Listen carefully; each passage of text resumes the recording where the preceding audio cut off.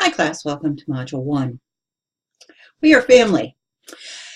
In my in-class course, we use a lot of music, and I'm not using that this semester in the online course. We start out with Sister Sledge singing We Are Family. You know, family is an interesting piece of the social structure. It is a social system that is created by the culture that's there, and in every culture there is a family structure. Now, they differ greatly, and they change over time. So it's important as we look at sociology to understand what makes sociology of family versus the psychology of family. For some of you, especially in education, you oftentimes are taking both. So what's the difference here? Well, sociology is going to look at the systems and the societal effects, and not so much the individuals. And I say that with one breath, and then you're going to find out that there are micro theories that look at the individual's placement, but we look at how they're affected by the societal pushes in place. So we'll come across such things as being raised in a family that's dysfunctional. And by the way, every family has dysfunction in it, comes into place. Are those affected by alcohol or drugs? Are those affected by abuse? Those affected by different gender beliefs? Those affected by religion? So we're looking at those big pieces of society that affect family. So the sociology is looking at the study of society and the individual within society. So if you've never taken a sociology course, this video that you're going to be seeing right beyond this beginning is What is Sociology? A Crash Course. The sociology of family examines the family as an institution, as a unit of socialization. It looks at it through very sociological perspectives. It looks at the difference between the nuclear family and the different relationships that occur in the nuclear family, along with the extended family. It looks like industrial capitalism and the effect of society's capitalistic state on the family. It looks especially at gender roles and family structure roles, the roles of society, and even the concept of childhood. So some basic things to begin with as you look at this module. Now don't forget, as you're looking at this, as you do have an APA tutorial due, and it comes into place. And I've also given you some links that you're already aware of if you went through the syllabi review of your research, the family research rubric for your paper guidelines, all of those things, because from this very first day, you need to start thinking about where you're going with your research paper. So let's pop over to the information beyond what I've already started for you for the class. So hold on a minute. So families have changed considerably in recent decades. We can give a lot of examples here. More single parent families than in the past, more families that are created from friends and not by law. We have more cohabitation. We can see big changes that have occurred. But today's family patterns are also rooted in our past. In other words, we look at the ideological and behavioral threads linking the family patterns together, that we form a family for a number of reasons: to protect family members, to have childbirth in a safe structure. All of those things come into play. But there's a very diverse look at family, and families can be very and have lack of equality within them, as well as the fact that families come from different societal levels, and therefore there is a significant difference from those from a middle class versus an upper class versus a family in poverty. So we see inequality affects all families, from those on top of the hierarchy to those on the bottom. And there is that variation that comes into place.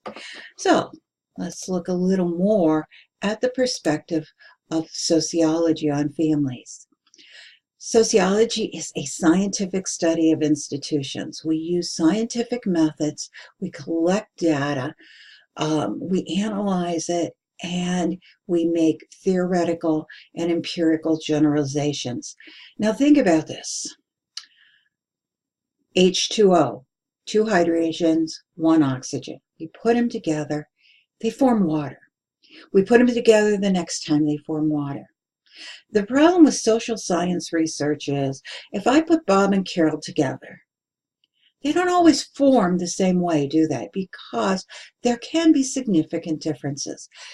But it's a very careful study, and there is this argument back and forth from the natural sciences how sociology and psychology are not truly social sciences in that process because they don't have that pure proof method. Our theories guide our thought processes, but the proofs change over time. Sociology looks at institutions. So institutions we look at are governed by social norms and how we interact and the social roles we play. So as a mom, I play one role. As a grandmother, another, right? As I look at the role of daughter, how it changes those in my own personal setting. My social roles are different within the family than they are in society, and that the institution we are enacting in affects our social roles. So what does it mean to study families as an institution? We study the norms, we study the roles, the set of behaviors that are expected of people. Again, the example I just gave. We study the social patterns that exist, the changes over time. We can look at the changes of women working, and by the way, women always worked, but the new fact that they are in paid, covered employment at a much higher level, that social pattern change. And we look at social contexts that were shaped by that historical, that economic piece that comes into place. If we're born in a family that is lower middle class, we are more likely to stay in that. We look at that, how our education changes us. We'll look at the social contexts that come into play. We use the sociological imagination, and the sociological imagination is a term coined by C. Wright Mills, which basically says that we need to look outside of our individual situation to look at what is our personal problems and how they are in reality in many points. But it means to explore it at a much deeper level than just, I know it's this way because this is the way it was in my family. You may be the outlier. We look at the research, we go back and we look outside and we take every situation as a fresh, new, something great that we haven't thought about before and how it might be different if we came from a different part of the social situation. So let's give it an example here. The standard North American family emerged with this ideal out there in the 19th century, emerged that through industrialization and urbanization, that everyone came together, that mom and dad made a family with 4 or 5 kids. Dad went to work, mom stayed home. We get this idea, view of family by the 20th century and 1950s. We're seeing this traditional family as the standard and the norm, and we're saying, okay, that's not the family today. Well, guess what? It wasn't that in the past either. The families were brought together oftentimes not out of love, but out of vocation and need for each other, that there are different levels of how we look at how families were formed, that they were a work unit together, By the time children were 8, 9, and 10, and especially lower class families, they were commodities to be placed in the work world. We look at girls being part of that industrialization process, being shipped off to woolen mills or even cotton mills to work, and their salaries sent home for their family because they were owned commodities. We look at young children in our own area here working in the mines as young as 7 and 8 years old, boys working in the mines because they were smaller to be in with the ponies that were down there. You know, not all families have access to the ideal of any particular time, and life really changes. And so we can see how things have changed as through this discussion. And you can see how they've stayed the same and what is going on. So what's the difference today? As we look at some of the demographic snapshot, there is a growing racial ethnic diversity in our culture today. So in the fact that we have more Hispanics, the largest minority population, and is growing. We have more Asian backgrounds coming into place. We have the difference between different cultures of white and black, but we also have the differences of many ethnic diversities within the white culture. When we looked at the Irish coming to this country after the potato famine, and they were considered the lowest of the low, often coming at slavery levels, the Irish slaves as well. It affects that family look at what's out there. So what's the family look like today? The diversity. We see that the population still today is predominantly white. Smaller than it was in the past, and as we see this, it is changing over time. It affects the way families are by their cultural backgrounds. It affects how families are based on the type of needs that they have as well. So we can see the population is changing. The total population, 62% white, all right, and we see this 17.4% Hispanic, and now we're looking at the population that will be aging. It will again change it, and we will see that percentage as the growing diversity of our culture appears. We're seeing the change in immigration going into place, and we know that immigration has a significant effect. So we see this foreign-born population, and we see the 28% from Asia, which was previously higher than the Mexican population, but now they're about equal. We see about 12% European, and we see this 15% from Central and South America as far as populations coming to the United States.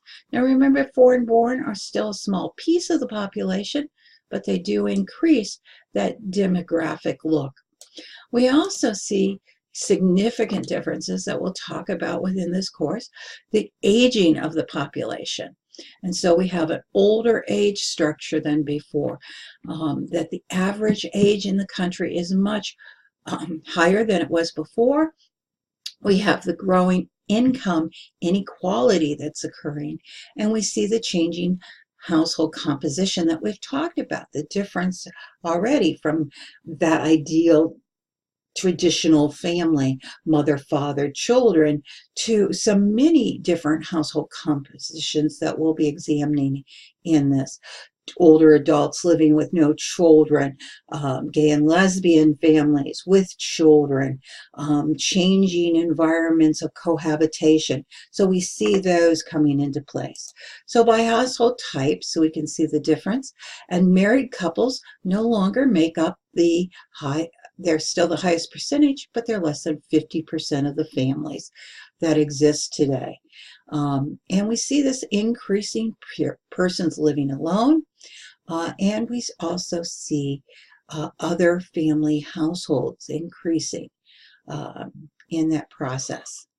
Now, this demographic snapshot also changes with the living arrangements of children. We'll talk about the returning boomerang children to households today. That means that after college, children return home to get stabilized before they marry. And that's the increase of when we get married. The average age for a man today is now 29, and for a woman, 28. Very significant differences, and that's gone very rapidly in our pattern. As we look at those children or living arrangements that have changed over time, we can see that children now are more likely to live in a mother-only home than before, or even a father-only home has stayed the same. Sorry, let me move this out of the way for a minute. A father-only home has pretty much remained the same, and no parents, but we've seen this drop here of those that live in a two-parent family. Some significant differences there too when we look at the cultural and ethnic differences, that we see that non-Hispanic children living in a one-parent family are only about 20%, yet in a Black family, about 55%, and in a non-white Hispanic family, 20, sorry, and in a Hispanic family, 31%. Very much changes. Look at the Asian family over here, and this is pretty significant when we start talking about diversity. The Asians oftentimes are at that higher level. They have higher education, they earn more money. There's some significant difference, but we have to weigh that with those economic differences that are coming forward. So this gives you a beginning to start thinking about the sociology of family, why we are different than psychology, or even as I have taught in the past in family studies, where we cover all of these areas. You'll see that it's pretty strong. Now, I've asked you to start by reading your text, and hopefully you did that even before you may have seen this video. The PowerPoints I used, I have included on your module, in your module area for you, and a link to them as well. And I've asked you to watch this quick little video by CVS on the Changing American Family System. Next, you would go forward to find a newspaper article on the new American family, on the American family in general, and pick your article and do your first review and comment. This will link you into that discussion board. If you go this way, this gives you the information on the newspaper article, what you need there, and you will find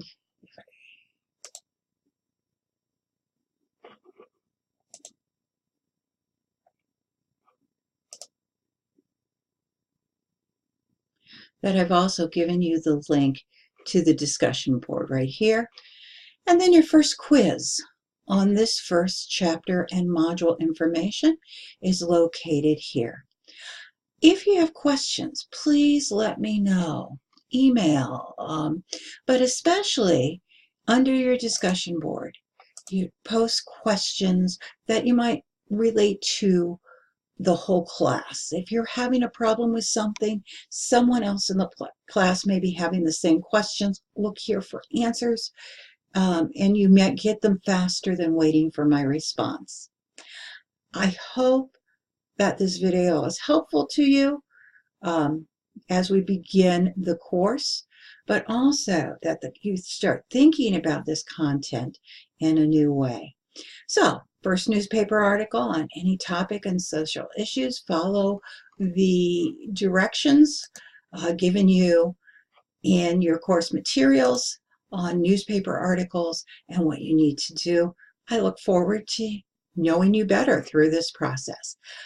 Don't forget that with your first entrance into the discussion boards, you should be introducing yourself to the class. So get to know each other, introduce yourself to the rest of the class, tell us what your major is, why family is important to you, and where you see your future going, and how family How is family part of making this dream, and how is it part of your dream for their future? Thank you. Have a great day.